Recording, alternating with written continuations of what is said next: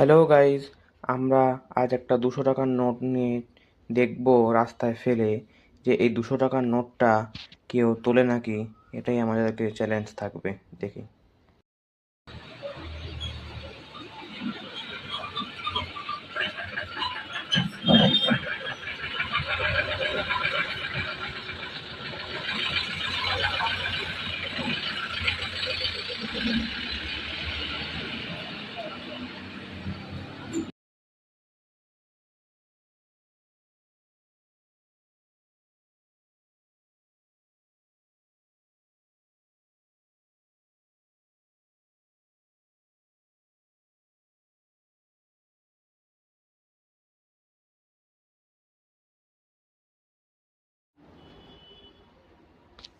দেখুন গাইস, মেয়েটার নজর পড়েছে টাকাটার দিকে।